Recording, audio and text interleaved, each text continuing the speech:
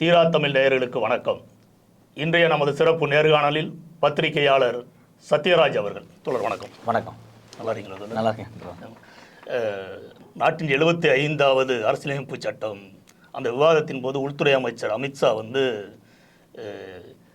எதிர்கட்சிகளை பார்த்து அம்பேத்கர் அம்பேத்கர் அம்பேத்கர் நீங்கள் பேசுகிறதுக்கு பதிலாக நீங்கள் பகவானை கடவுளை நீங்கள் இது பண்ணியிருந்தனா நீங்கள் சொர்க்கத்துக்கு போயிருப்பீங்க அப்படிங்கிற அந்த வார்த்தை அம்பேத்கரை அமித்ஷா இழிவுபடுத்திட்டாரு அப்படின்னு சொல்லி இந்தியா கூட்டணியின் எம்பிக்கள் நாடாளுமன்றத்துக்குள்ளேயும் எதிர்ப்புகளை கடுமையாக இது பண்ணாங்க.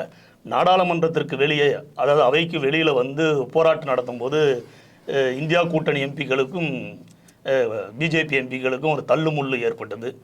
அந்த தள்ளுமுள்ளு இவர் கைகலப்பு ஏற்படுற மாதிரி வந்தது.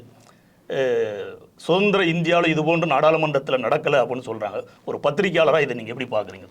இது இந்திய பாராளுமன்றத்துக்குள்ளே இது மாதிரியான ஒரு விஷயம் நடந்தது பெரிய அவமானமாக நான் கருதுறேன். 2 அவமானங்கள். ஒன்று, மோடி அதாவது அமித்ஷா குரூப் அம்பேத்கர் குறித்து அவராக ஒரு இவ்வளோ பெரிய அவதூறு ஒரு அவையில் பேசுகிறது அப்படிங்கிறத நம்ம ஏற்றுக்கவே முடியாது. அது ஒரு மிகப்பெரிய அவமானம் இந்தியாவுக்கே. இந்திய அரசியலமைப்பு சட்டத்தை எழுதினவர் அவர் தான் இந்தியாவுக்கான ஒரு வடிவத்தையே கொடுத்தவர். ஓகே தானே? அப்படிப்பட்ட ஒரு நபரை இவ்வளோ தூரம் அவமதிக்க முடியுமா அப்படிங்கிறது ஒரு பெரிய அவமானம். 2வது, அதுக்கு எதிர்ப்பு தெரிவித்து தான் ராகுலோ இந்தியா கூட்டணியோ அவங்க ஒரு அம்பேத்கருடைய பதாகையை வச்சுட்டு உள்ளே வர்றாங்க. அப்போ அம்பேத்கருடைய பதாகையை எடுத்துக்கொண்டு ஒரு முழக்கத்தோடு பாராளுமன்றத்துக்குள்ளே வர்றதை தடுத்து நிறுத்தி அவங்க வர்றதுக்கு முன்னாடியே அவங்க போராட்டம் பண்ணி பிரச்சாரம் பண்ணுறாங்க. இது உண்மையிலே இந்தியாவுக்கு உண்மையிலே ஒரு மிகப்பெரிய அவமானத்தை தான் அவங்க சம்பாரிச்சு கொடுத்துருக்காங்க. நீங்கள் கேட்டால் நாங்கள் தான் தேசபக்தர்கள் அவங்க கதைலாம் விடுவாங்க. ஆனால் இந்தியாவை இவ்வளோ தூரம் அவமானப்படுத்தியவர்கள் அவர் தான்.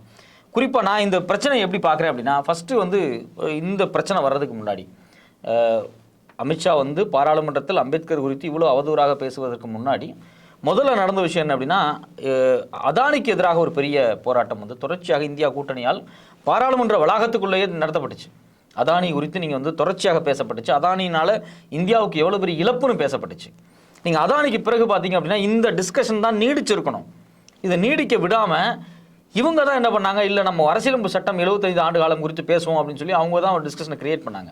நமக்கு அதே ஒரு சந்தேகமாக இருக்குது, இவங்க போய் அரசியலமைப்பு சட்டம் குறித்தெல்லாம் பேசுவாங்களா? அது காங்கிரஸ் கேட்டு அதுதானே பிஜேபி அவங்க கேட்பாங்க. அதுக்கு ஒருபோதும் இவங்க இசைப்பு கொடுக்க மாட்டாங்க.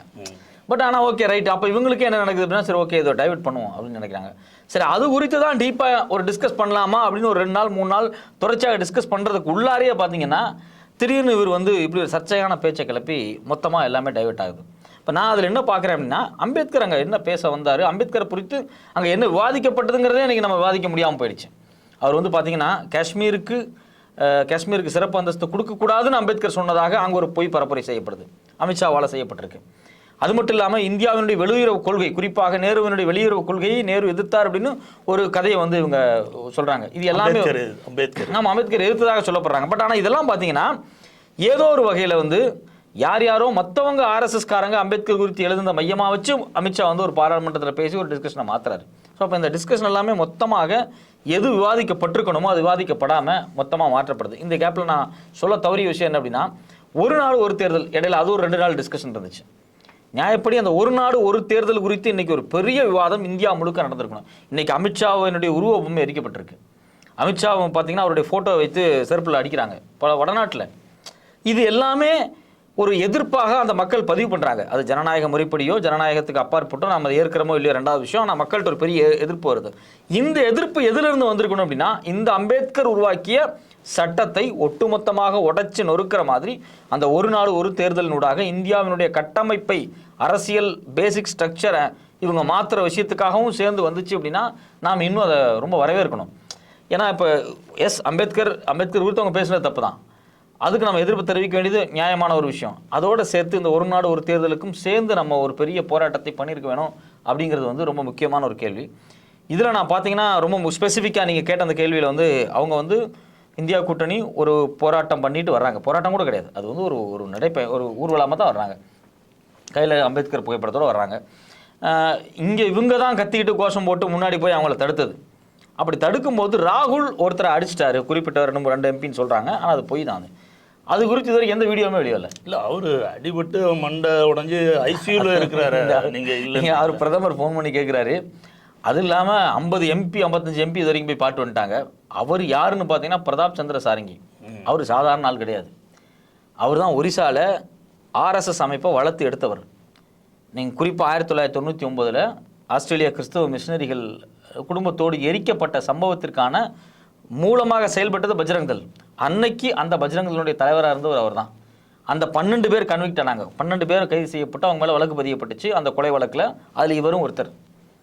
பிற்பாடு அதில் வந்து தாரா சிங்னு ஒருத்தர் மட்டும் தூக்கிலிடப்படுறார். அது நமக்கு கடந்த காலம் நடந்த ஒரு வரலாறு.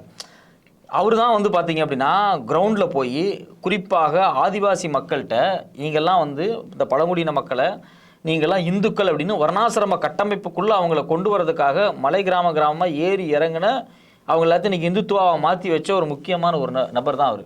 ரெண்டாவது அவர் மேலே வந்து 2008 கந்தமால் பெரும் கலவரம் நடந்துச்சு ஒரிசாவில். கிட்டத்தட்ட 90 பேர் செத்தாங்க, கொலை பண்ணப்பட்டாங்கன்னு தான் சொல்லணும், செத்தாங்கன்னு சொல்லக்கூடாது, கொலை பண்ணப்பட்டாங்க. 350 சர்ச்சை எரிக்கப்பட்டுச்சு.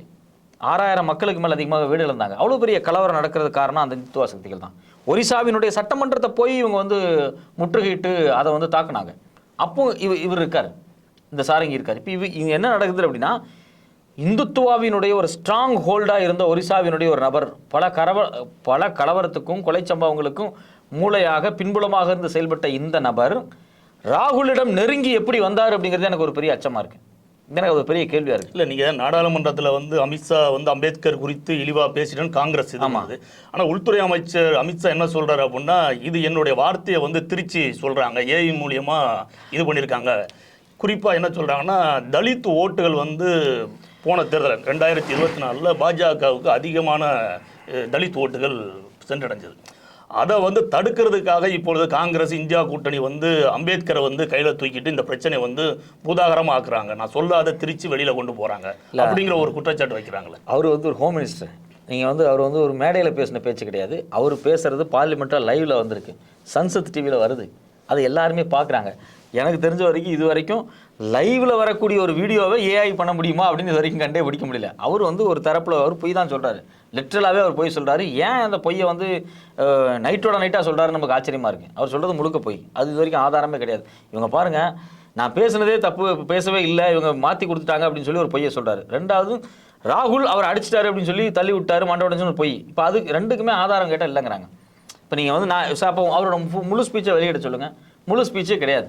அவர் பேசின ஸ்பீச்சில் இதுதான் வந்து ஸ்பெசிஃபிக்காக மென்ஷன் ஆயிருக்கு. ரெண்டாவது ராகுல் தாக்குனதுக்கான வீடியோவும் இல்லை. ஸோ அப்போ இவர் அப்பட்டமாக போய் சொல்கிறாரு. ஒரு உள்துறை அமைச்சராக இருந்துட்டு என்னை ஏஐயில் வச்சு என்னை வந்து நான் பேசுனதை மாற்றிட்டாங்க அப்படின்னு சொல்கிறது அவருக்கு தான் அவமானமான ஒரு விஷயம். அவர் ஒரு உள்துறை அமைச்சராக இருந்துக்கிட்டு சட்டம் ஒழுங்கு மொத்தத்தையும் இந்தியாவினுடைய சட்ட ஒழுங்கு கட்டுப்பாட்டில் வச்சிருக்கக்கூடிய ஒருத்தர் ஏன் பேச்சை திருச்சிட்டாங்கன்னு சொல்கிறதே வந்து அவருக்கே ஒரு பெரிய அவமானம். இல்லை, அவர் என்ன சொல்கிறாங்கன்னா பிஜேபி தரப்பில் அம்பேத்கரை வந்து இந்தியா அளவில் மட்டுமல்ல உலக அளவில் கொண்டு போனது பிஜேபி தான்.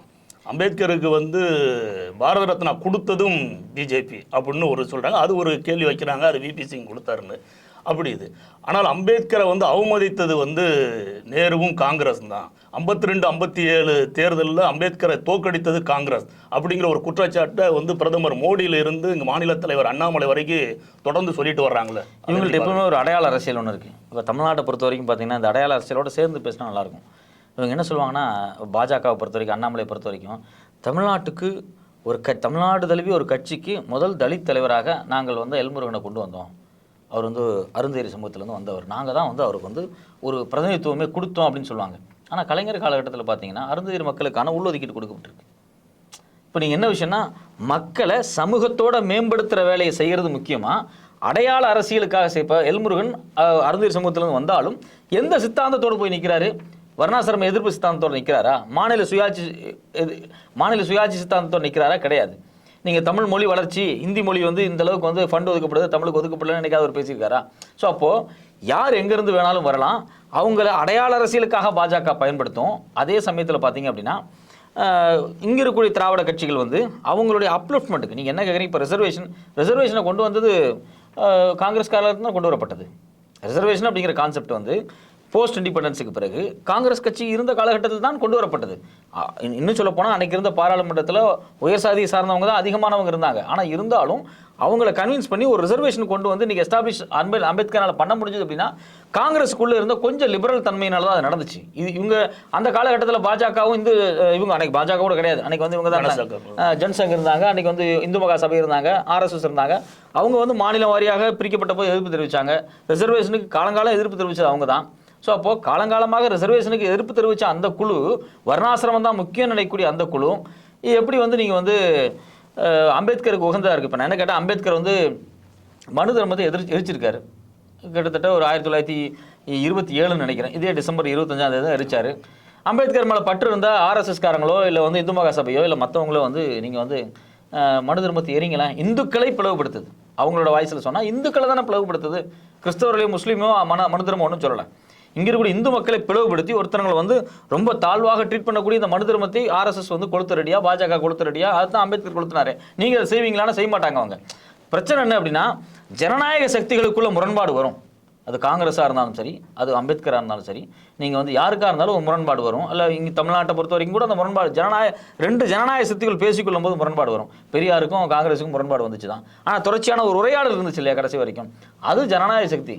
உங்கள்கிட்ட நான் அணுகவே முடியாது, உங்கள்கிட்ட நான் பேசவே முடியாது, உன் கொள்கை வேற என் கொள்கை வேறங்கிற இடம் இருக்குது பார்த்தீங்களா. அந்த வித்தியாசமாக இருக்கிற இடம் தான் பாஜகவுக்கும் அம்பேத்கருக்கு இருக்கக்கூடிய ஒரு இடம். இந்துத்துவாவுக்கும் காலம் முழுக்க அம்பேத்கரோட ரைட்டிங்ஸ் என்னவா இருந்துச்சு? இல்லை, அவங்க தொடர்ச்சியாக வந்து அம்பேத்கரை தோக்கடிச்சது காங்கிரஸ் அப்படின்னு சொல்கிற அந்த குற்றச்சாட்டு உண்மையில் நீங்கள் நினைக்கிறீங்களா? இல்லை, ஆக்சுவலி விஷயம் என்ன அப்படின்னா, நீங்கள் தேர்தல் களம் ஓட் நம்பர்ஸு அப்படின்னு வரும்போது அது வேறு மாதிரி இருக்கும். இப்போ நீங்கள் வந்து அந்த இப்போ பல்வேறு நம்ம மதிக்கக்கூடிய பல்வேறு கட்சி தலைவர்களோ முக்கியமான தலைவர்கள் வந்து வேறு வேறு அரசியல் சூழலில் வேறு வேறு கட்சிகளோடு சேர்ந்து செயல்பட்டுருக்கலாம். அதில் மாற்றுக்கிறது இல்லை. அந்த நேரத்தில் தேர்தல் களம் வேறு வேறு மாதிரி தான் இருக்கும். தேர்தல் களத்தை அடிப்படையாக வச்சு நீங்கள் ஒருத்தர் வந்து தோக்கடிச்சாங்க. இப்போ அரசியலமைப்பு சட்டத்தை எழுதுவதற்கு குழுவுக்கு தலைவராக அம்பேத்கரை போடும்போது யார் இருந்தது? இதே நேரு தான் இருந்தாங்க, காந்தி இருந்தாங்க, இவ்வளோ இருந்தாங்க. எதுக்காக அம்பேத்கரை கொண்டு வந்து போட்டாங்க? அவருடைய அறிவும் அவருடைய நேர்மையும் தான் அவங்களுக்கு ரொம்ப முக்கியமானதாக இருந்துச்சு. அந்த அறிவு நேர்மையை அவங்க மதிச்சு அவங்க உள்ளே கொண்டு வந்து போட்டாங்க. அம்பேத்கர் அதை வந்து ரொம்ப ஜஸ்டிஃபையலான கான்ஸ்டியூஷனை கொண்டு வந்தார். நடைமுறையில் முரண்பாடுகள் வரத்தான் செய்யும், நடைமுறை முரண்பாடுகள் வந்து விலகத்தான் செய்யும். இப்போ நான் என்ன கேட்குறேன் அப்படின்னா, இப்போ ஒரு குடும்பத்துக்குள்ள இருக்கக்கூடிய சண்டை மாதிரி அப்பாவுக்கும் பிள்ளைக்கு சண்டை இருக்கும், அண்ணன் தம்பிக்குள்ள சண்டை இருக்கும், ஒரு விலகல் இருக்கும், சேர் இருக்கும். ஆனால் மற்றவங்க வேறையாக இருக்கும். என்னை பொறுத்த வரைக்கும் பாஜக அம்பேத்கருக்கு மற்றவங்க தான். ஏன் அப்படின்னா, அவர் எழுதின மொத்த ரைட்டிங்ஸுமே இந்துத்துவாவுக்கு எதிராக தான் எழுதியிருக்காரு, ஆர்எஸ்எஸ்க்கு எதிராக தான் எழுதியிருக்காரு. நீங்கள் வந்து இந்து மதத்தை, அவர் ஏன் இந்து மதத்தை நிராகரித்தார்? காலங்காலமாக இந்து மதத்தை தூக்கி பிடிச்சிருக்கிறது பாஜக தான். இந்து மதத்தை வந்து நான் இந்துவா சாக மாட்டேன்னு சொன்னார், சாதியை அழித்தொழிப்புன்னு சொன்னார். இதெல்லாம் எதுவுமே பேச மாட்டாங்க. ஆனால் நாங்கள் ஒரு சிலை வச்சுருக்கோம். சிம்பிளாக சொல்கிறேன், கடந்த 5 ஆண்டுகளில் தலித் மாணவர்களுக்கு போக வேண்டிய ரிசர்வேஷன் ரிசர்வேஷன் போக வேண்டிய ஃபண்டு குறைக்கப்பட்டிருக்கு. யூஜிசி முறையாக பணத்தை கொடுக்கறது கிடையாது. யாருக்குன்னா தலித் மாணவர்களுக்கு, பிஹெச்டி படிக்கிற மாணவர்களுக்கு. எனக்கு தனிப்பட்ட முறையிலே தெரியும், நிறைய மாணவர்கள் என்னுடைய நண்பர்கள் கஷ்டப்பட்டுக்கிட்டு இருக்காங்க. அது ஏன் நடக்குது அப்படின்னா, ஃபண்ட் இல்லாமல் இல்லை. ஒரு தலித் மாணவனுக்கு 5 மாதம் 6 மாதம் பணத்தை கொடுக்கல அப்படின்னா அவன் பிஹெச்டி பண்ணுறதை விட்டு வெளியே போயிடுவான். சீட்டு வேக்கண்ட் ஆகும். வேறு ஜென்ரல் கோட்டாலேருந்து யாராவது கொண்டு வந்து உள்ளே போடலாம். ஸோ விஷயம் என்னன்னா, இப்போ ஐஐடியில் ரிசர்வேஷன் ஃபாலோ பண்ணுறது கிடையாது, ஐஏஎம்ல ரிசர்வேஷன் ஃபாலோ பண்ணுறது கிடையாது. நீங்கள் சென்ட்ரல் யூனிவர்சிட்டியில் ரிசர்வேஷன் ஃபாலோ பண்ணல. 45 சென்ட்ரல் யூனிவர்சிட்டியில் ஒரே ஒரு தலித் தான் வந்து விசியாக இருக்கார். நீங்கள் போய் சென்னையுடைய ஐஐடி எடுத்து பாருங்கள், கிட்டத்தட்ட 640 ப்ரொஃபஸர்ஸ் மேலே இருக்காங்க. அதில் 550 பேர் வந்து ஒரு குறிப்பிட்ட சமூகத்தை சார்ந்தவங்க, உயர் ஜாதி சார்ந்தவங்க. அங்கே எவ்வளோ பேர் இருக்காங்க? 20 பேர் 25 பேர் தான் தலித் சமூகத்தை சார்ந்தவங்க ப்ரொஃபஸராக வர்றாங்க.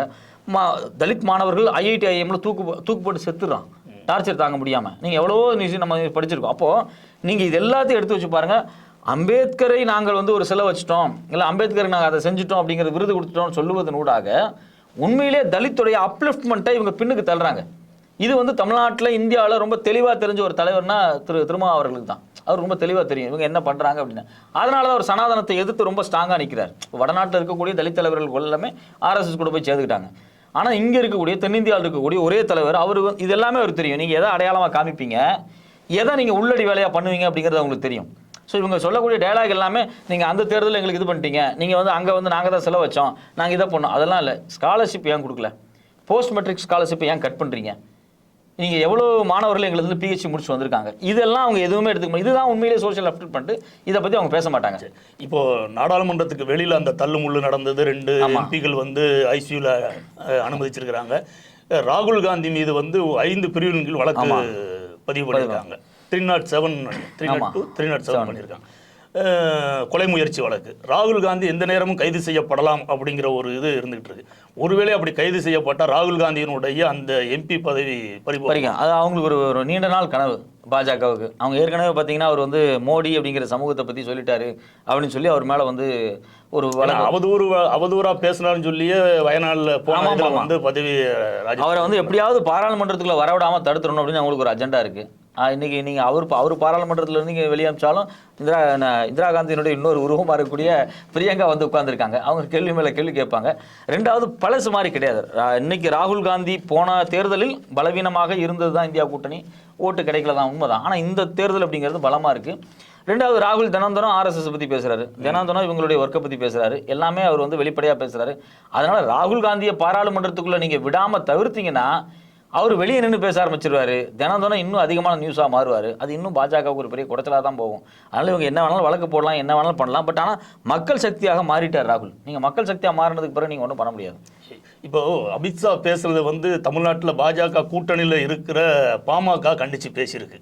ஒரு ராமதாஸ் வந்து ஒரு அறிக்கையை விட்டுருக்கிறாரு. ஆனால் எடப்பாடி பழனிசாமி வந்து எந்த ஒரு காத்திரமான ஒரு அறிக்கையும் இல்லை. செய்தியாளர் சந்திப்பில் ஜெயக்குமார் சொன்ன ஒரு கருத்தை வந்து அதுதான் என்னுடைய கருத்து அப்படின்னு சொல்லி அப்படி மேம்போக்கா கடந்து போறாரு. அதை நீங்க எப்படி பாக்குறீங்க? அவர் கூட்டணியில் இல்லை. இல்லை கூட்டணியில் இல்லைனாலும் அவர் தான் அவருக்கு ஓனர். நான் அப்படிதான் பார்க்குறேன். ஏன் அப்படிதான் அவர் கூட்டணியில் இல்லைன்னு சொல்லுவார். ஆனால் நீங்கள் ஒரு நாடு ஒரு தேர்தல் வந்தால் பின்புறமாக போய் ஓட்டு போட்டு வந்துடுவாங்க, அதுக்கு ஆதரவு தெரிவித்து வந்துடுவாங்க. பாராளுமன்றத்துக்குள்ள ஒரு நாடு ஒரு தேர்தலில் டிஸ்கஷனுக்கு வருது. டிஸ்கஷனுக்கு வர்றதுக்கான ஒப்புதலை கொடுத்தது யாரு? இந்த அதிமுக ஓட்டு போட்டிருக்கு இல்லையா? இப்போ நமக்கு நான் என்ன கேட்குறேன், நீங்கள் கூட்டணி இல்லைன்னு சொல்லுவீங்க, ஆனால் காஷ்மீர் பிரச்சனை வந்து ஓடி போய் முதல்ல ஓட்டு போட்டு வருவீங்க. சிஏ பிரச்சனை வந்தால் பாஜகவுக்கு ஆதரவாக ஓட்டு போட்டு வருவீங்க. அதே மாதிரி நீங்கள் ஒரு நாடு ஒரு தேர்தல், ரொம்ப வேதனையான விஷயம் என்னென்னா, ஒரு நாடு ஒரு தேர்தல் மாநிலங்களே இல்லாமல் பண்ண போகுது, மாநிலத்துக்கு அதிகாரமே இல்லாமல் பண்ண போகுது, மாநிலத்தில் தேர்தலே நடக்காமல் சிஎம்முக்கு பவரே இல்லாமல் பண்ண போகுது, சட்டமன்றத்தை காலி பண்ண போகிறாங்க. ஒரு மாநிலத்தையே இல்லாமல் பண்ணக்கூடிய ஒரு சட்டத்துக்கு ஒரு மாநில கட்சியினுடைய தலைவர் போய் அவங்க குழு போய் ஓட்டு போட்டு வந்துருக்கு. நான் இது ஏன் அப்படி கேட்குறேன்னா, அமித்ஷா வந்து எடப்பாடி பழனிசாமி எந்த ஒரு இதுவும் அம்பேத்கர் குறித்து பேசுனதுக்கு கண்ணன் தெரிவிக்கல. 2 நாளைக்கு முன்னாடி டிடிவி தினகரன் வந்து அதிமுக அழியாமல் இருக்கணும்னா தேசிய ஜனநாயக கூட்டணியில் வந்து சேரணும் அப்படிங்கிறாரு. அவர் கூப்பிடுறாருன்னு சொல்றாரு. அண்ணாமலையும் வந்து தேர்தல் நேரத்தில் முடிவு பண்ணுவாங்கன்னு சொல்றாங்க. இந்த 3 புள்ளியை இணைக்கும் போது மீண்டும் பாஜகவோட அவங்க அதிமுக கூட்டணி வாய்ப்பு இருக்கா? அது வந்து தினகரன் சைட்லேருந்தும் அண்ணாமலை சைட்லேருந்தும் ஒரு குரல் கொடுக்குறாங்க, தயவு செஞ்சு வாங்க திருப்பி திமுக வந்துடக்கூடாது அப்படின்னு அவங்க பார்க்குறாங்க. ஆனால் எடப்பாடியாருக்கு ஒரு கால்குலேஷன் இருக்கும், நாம் என்ன பண்ணலாம் அப்படின்னு யோசிச்சுட்டு இருப்பார். அவர் எந்தெந்த விபரீதமான சக்திகளை கூட்டணிக்கு கூப்பிட்டுருக்காருன்னு நமக்கு தெரியாது. ஏன்னா அவர் யாரை வேணாலும் கூப்பிடலாம், அதுக்கு வாய்ப்பு இருக்குது. ஏன்னா அவருக்கும் தேர்தல் வெற்றி தோல்வி தானே அவங்களுக்கு எல்லாம் முக்கியமாக தெரியுது, சித்தாந்தம் முக்கியமாக இல்லைல்ல. அதனால் எந்த குழு வேணாலும் மத்தியில் பாஜகவை எதிர்த்து இந்தியா கூட்டணி அப்படிங்கிற ஒரு இது, பிஜேபி எதிர்க்கிற ஒரு இது எல்லாமே இந்திய அளவில் ஒன்று சேரணும் போது, தமிழ்நாட்டில் திமுகவை எதிர்க்கணுங்கிறது எல்லா இதுவும் ஒன்று சேரல, என்ன தப்பு நினைக்கிறீங்க? இல்லை சரி, அவங்க சேர்றதுக்கு வாய்ப்பு இருக்குது, அவங்க அதுக்கு நிறைய வாய்ப்பு இருக்குது. பட் ஆனால் நீங்கள் இதில் தமிழ்நாட்டுடைய விஜயினுடைய தேர்தல் எலெக்ஷனுக்குள்ளே வந்ததுக்கு பிறகு களம் வேறு விதமாக மாறிடுச்சு. இப்போ நீங்கள் வந்து விஜய் ஒரு முக்கியமான ஃபேக்டராக தான் இருக்கார். தேர்தல் நம்பர்ஸில் இந்த தேர்தல் ஒரு 5 முனை போட்டியாக தமிழ்நாட்டு அரசியல் வாய்ப்பு இருக்குது. அதாவது அந்த ஃபேக்டரை எப்படி இன்னும் ரொம்ப சுருக்கலாம் அப்படிங்கிறது தான் வந்து பாஜகவினுடைய முக்கியமான குறிக்கோளாக இருக்குது. ஒரு பக்கம் நாம் தமிழர் தனியாக நிற்பாங்க, இன்னொரு பக்கம் பார்த்தீங்கன்னா இவங்க புதுசாக வந்திருக்கக்கூடிய விஜய் கட்சி அவங்க தனியாக இருக்காங்க, அதிமுக தனியாக இருக்குது, திமுக கூட்டணியோடு எப்பவுமே பலமாக நிற்கும். இப்போ இதெல்லாம் தாண்டி இதில் எப்படி பாஜக வந்து என்ன கால்குலேஷன் பண்ணால் இந்த நாளாக இருக்கிறத நம்மளோட ஏதோ 2 ஒன்றா சேர்த்து நம்ம வந்து திமுகவை கவுண்டர் பண்ணி பார்க்கலாம் அப்படின்னு அவங்களுக்கு ஒரு ஐடியா இருக்கும். தமிழ்நாட்டை பொறுத்த வரைக்கும் அவங்க என்ன ஸ்ட்ராட்டஜி பண்ணாலும் அது திமுக தான் வரும். ஏன்னா அவங்களுக்கு கூட்டணி பலமாக இருக்குது. கூட்டணி சக்திகள் பலமாக இருக்கும்போது ஒரு கட்சியை வீழ்த்தவே முடியாது. நீங்கள் வந்து ஒரு தனிப்பட்ட கட்சிங்கிறத தாண்டி கூட்டணி பலம் அப்படிங்கிறது ரொம்ப முக்கியமானது. ரெண்டாவது கூட்டணிக்குள்ளே இருக்கக்கூடிய உறவுகள், ஒரு ரொம்ப இணக்கமான ஒரு உறவு இருக்கும்போது அதை நீங்கள் என்ன பேசினாலும் அதை உடைக்கவும் முடியாது. இப்போ நீங்கள் பல அட்டெம்ப்ட் பண்ணாங்க விசிகா வந்து திமுகலேருந்து வெளியே கொண்டு வரதுக்காக, உள்ளடி வேலைகள் நிறையா நடந்துச்சு. பட் அதெல்லாம் ஈஸியாக முறிக்கப்பட்டுச்சு. ஒரே நாளில் ஒரே இரவில் தூக்கி போட்டு போயிட்டாங்களே. நிறைவாக ஒரு கேள்வி சென்ற 17வது மக்களவையில் வந்து மணிப்பூர் பிரச்சனை ரொம்ப பற்றி இருந்தது.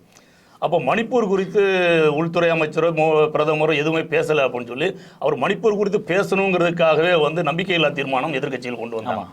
அதில் கூட வந்து பிரதமர் வந்து மணிப்பூரை பற்றி பேசல, கடைசியாக ஒரு வரி பேசினார் நினைக்கிறேன். ஆனால் இன்றைக்கி அம்பேத்கர் குறித்த இந்த பிரச்சனையில் வந்து உடனே ட்வீட் போடுறாரு பிரதமர். அமித்ஷா உள்துறை அமைச்சர் வந்து ப்ரெஸ்ஸை சந்திக்கிறார். இந்த பிரச்சனை அதிமுக்கியத்துவம் வாய்ந்த பிரச்சனை, இது வந்து இந்தியா முழுக்க பெருசாக இருக்குது அப்படின்னு உள்துறை அமைச்சரும் பிரதமரும் நினைக்கிறாங்களா?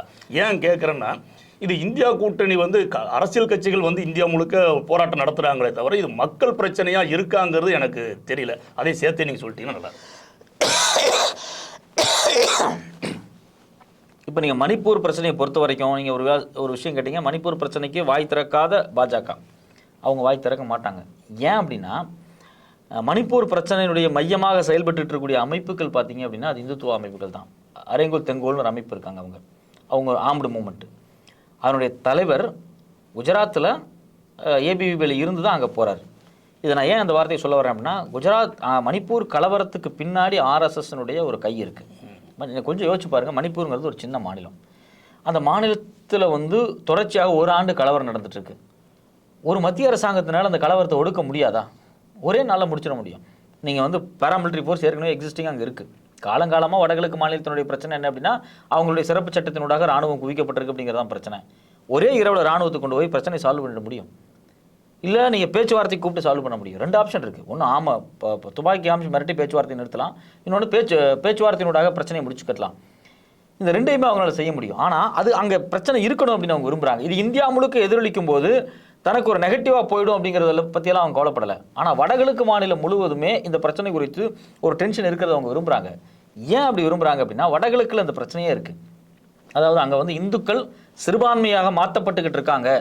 கிறிஸ்தவர்களோ இல்லை அங்கிருந்து வரக்கூடிய வங்காள இஸ்லாமியர்களால் நமக்கு பிரச்சனை அப்படிங்கிறத ஒட்டுமொத்தமாக போலரைஸ் பண்ணுறதுக்காக இந்த சண்டையை அவங்க வேடிக்கை பார்க்குறாங்க. இந்த பிரச்சனை அஸ்ஸாம், அருணாச்சல பிரதேஷ் எல்லாத்துலேயுமே பார்த்தீங்கன்னா அவங்களே ஒரு வந்தேரி கான்செப்டை பேசிகிட்டு இருக்காங்க. பெங்கால்லேருந்து வந்தவங்க நமக்கு பெங்கால் முஸ்லீம்ஸ் அச்சுறுத்தலானவங்க, அது மட்டும் பீகார்லேருந்து வந்தவங்க, வெஸ்ட் பெங்கால்லேருந்து வந்த முஸ்லீம்ஸ் இவங்க நமக்கு ரொம்ப அச்சுறுத்தலான ஆட்கள், நாம் இந்த பூர்வ குடிகள் சொல்லி இந்த பிரச்சனை அங்கே தொடர்ச்சியாக நடந்துகிட்டு இருக்குது. அதை வரவேற்று மணிப்பூர் பிரச்சனை தொடர்ச்சியாக பாதுகாக்கப்பட்டுக்கிட்டு இருக்கு இவங்களால தான். ஸோ அதனால் அது அவங்க ஒருபோதும் சால்வ் பண்ண மாட்டாங்க. இந்த பிரச்சனைக்கு அவங்க பதறதுக்கு காரணம் என்னன்னா, இது இந்தியா முழுக்க ரிஃப்ளெக்ட் ஆகும். குறிப்பாக தலித் மக்களும் ஆதிவாசி மக்கள் எல்லாத்திட்டையுமே பழங்குடியின மக்கள் எல்லாம் கடுப்பாவாங்க. நீங்கள் அம்பேத்கரை பற்றி பேசிட்டு நீங்கள் இன்றைக்கி ஒரு நல்ல போக்கு என்ன அப்படின்னா, நீங்கள் தலித் மக்கள் பழங்குடியின மக்களுடைய ஓட் பேங்கை தாண்டி ஜனநாயக சக்திகள் அம்பேத்கரை கொண்டாடிக்கிட்டு இருக்காங்க. அந்த ஜனநாயக சக்திகள் எல்லாருமே இன்றைக்கி பாஜகவை ஏற்கனவே அவங்க வெறுப்பு சக்தியாக தான் பார்ப்பாங்க. அம்பேத்கரையே நீங்கள் கை வச்சிட்டீங்களா அப்படிங்கும்போது அவங்க இன்னும் ஒரு பெரிய அரசியல் கட்சிகளை தாண்டி மக்கள் இதை பெருசாக எடுத்துக்கிட்டு இருக்காங்க. நீங்கள் இல்லை, இப்போ கட்சிகள் தான் எடுத்துகிட்டு இருக்காங்க. மக்கள்கிட்ட இன்னும் பெருசாக போய் சேரலை, இன்னும் பரவலாக போய் சேரணும். இது ஒரு இன்னுமே அம்பேத்கரை இவங்க இதோட போய் சேர்ந்தக்கூடாது. இவங்க தப்பாக பேசியிருக்காங்கிறதுல தொடர்ந்து இவங்க அம்பேத்கருக்கு நேர் எதிரானவங்க, அவர் உருவாக்கி அரசியலமைப்பு சட்டத்துக்கு நேர் எதிரானவங்க. இவங்களுடைய சட்டம் அப்படிங்கிறது கோல்வார்க்கர் எழுதின ஞான கங்கைங்கிற புத்தகமாக இருக்கட்டும், இல்லை கோல்வார்க் இதுக்கு முன்னாடி எழுதின மனு தர்மம், இதுதான் இவங்களுடைய கொள்கை. நமக்கு அரசியலமைப்பு சட்டம் அப்படிங்கிறது அம்பேத்கருடையது தான். இந்த வேரியேஷன்ஸை மக்கள் வரைக்கும் கொண்டு போய் சேர்த்துனா மட்டும்தான் நீங்கள் இந்துத்துவ சக்திகளை வீழ்த்த முடியுமே தவிர இல்லைனா வீழ்த்த முடியாது. மக்கள்கிட்ட இன்னும் அது போய் சேரல அப்படிங்கிற வார்த்தை எனக்கு உண்டு தான்.